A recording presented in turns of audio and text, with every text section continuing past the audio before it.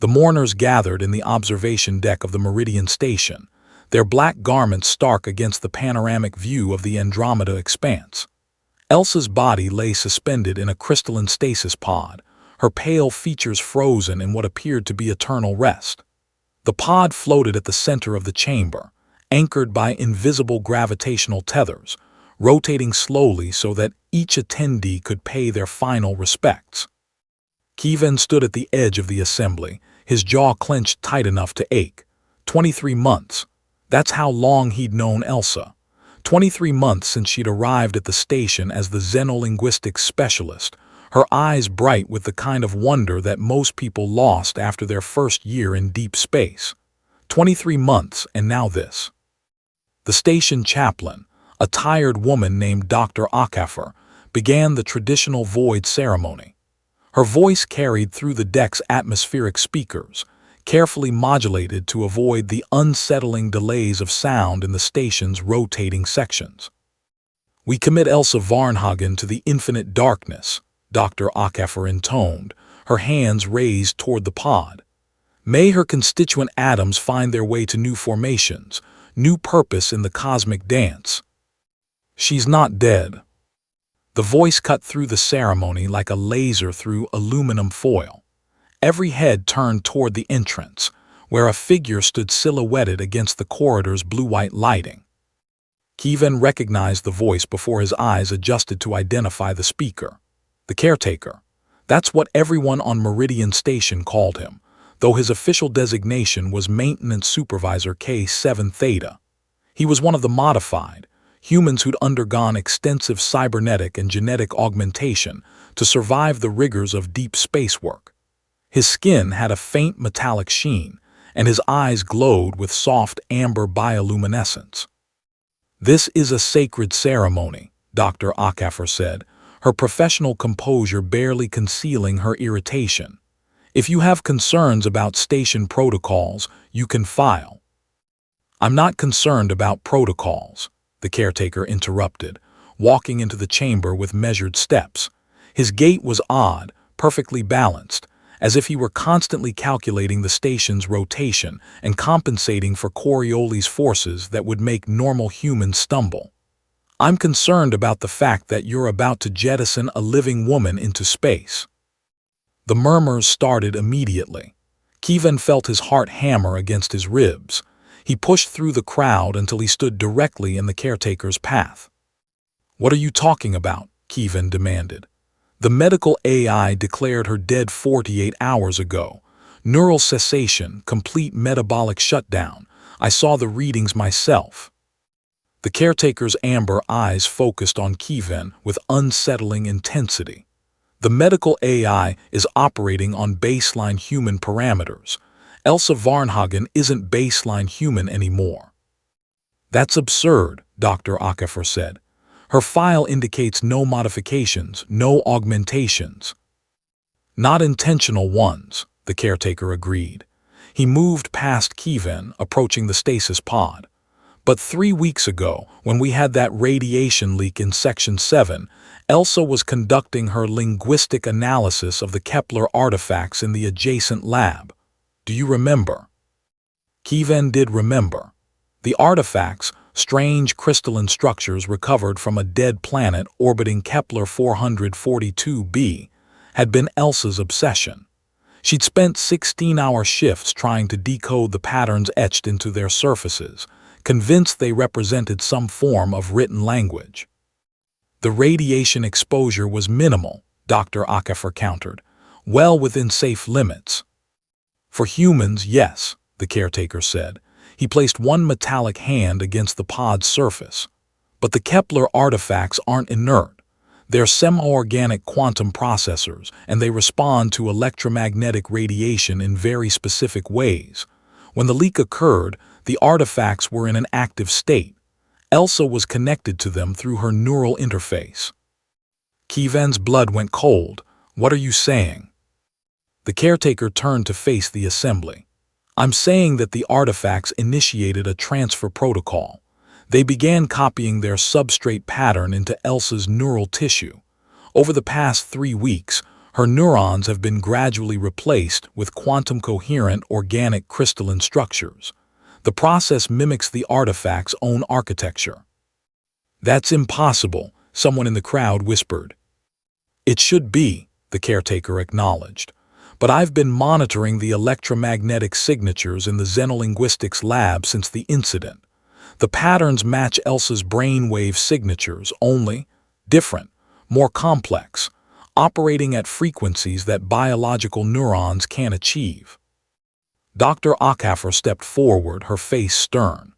"Even if what you're saying is true, and that's a massive if, it doesn't change the fact that she has no heartbeat, no respiration, no detectable brain activity on any conventional scan." "Because you're looking for electrical impulses," the caretaker said patiently. "Elsa's consciousness isn't running on electrochemical signals anymore. It's running on quantum-coherent photon exchanges. You need completely different instruments to detect it." Kevin felt the world tilting beneath him. "Can you prove this?" The caretaker nodded.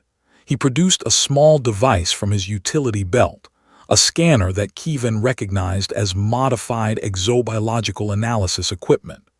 The caretaker held it near the stasis pod, and a holographic display materialized in the air. The gathered mourners gasped. The display showed Elsa's body, but overlaid with cascading waves of light. Patterns rippled through her neural tissue in rhythmic pulses, beautiful and utterly alien. The frequency measurements scrolled past at the edge of the hologram, petahertz range, far beyond the capacity of biological neurons. "Those are thought patterns," the caretaker explained quietly. "She's dreaming, or thinking, or perhaps experiencing something we don't have words for yet." Dr. Ackafer stared at the readings, her face pale. This is unprecedented. We need to contact the Xenobiology Council, get specialists." "We need to get her out of that stasis pod," Kevin interrupted. His hands were shaking. "If she's alive, if she's conscious, we can't just—" "It's not that simple," the caretaker said, his metallic features showing something that might have been sympathy. "The stasis field is interfering with her quantum coherence. Look at the decoherence rate here." He pointed to a set of declining graphs. "Every hour in stasis is damaging her new neural architecture. She's dying, Kevin, just not in the way the medical AI understands." "Then shut it off." Kevin lunged toward the pod's control panel, but the caretaker caught his arm with surprising gentleness. "If we simply deactivate the stasis field, the shock could collapse her quantum state entirely. We need to transition her carefully, using electromagnetic shielding and coherence maintenance protocols." The caretaker looked around the observation deck. "And we need to do it now. She has perhaps 6 hours before the damage becomes irreversible." Dr. Ackafer seemed to wrestle with herself for a long moment. Then she straightened her shoulders and nodded. "Security, clear the observation deck. Medical staff to Xenolinguistics will need to transport her there. Caretaker, I'm putting you in charge of the technical aspects of this operation. If this goes wrong, I'll take full responsibility," the caretaker said. "But it won't go wrong. I've been modified for 18 years. I know what it's like to exist between human and something else. I can guide her through the transition." The next hours blurred together in Kevin's memory. He helped transport the stasis pod to the Xenolinguistics lab, where the Kepler artifacts still sat on their analysis platforms, their crystalline surfaces pulsing with soft light. The caretaker worked with swift precision, constructing an electromagnetic cocoon around Elsa's pod using equipment requisitioned from the station's quantum computing cores. Kevin watched through reinforced glass as the caretaker began the delicate process of powering down the stasis field. The holographic displays showed Elsa's quantum consciousness fluctuating wildly, threatening to collapse.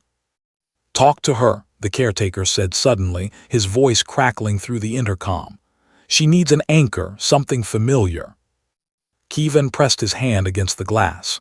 "Elsa, can you hear me? It's Kevin, you're You're going through something strange, but you're not alone. We're bringing you back." On the monitors, the quantum fluctuation steadied slightly. "Keep talking," the caretaker urged. So Kevin talked. He told Elsa about the day they'd met, when she'd accidentally spilled coffee all over his station reports, and then charmed him completely by launching into an impromptu lecture about how the word coffee had evolved through 17 different languages. He reminded her of the night they'd watched a meteor shower from the observation deck, her hand warm in his as she identified each stellar body with encyclopedic precision. The stasis field dimmed to nothing.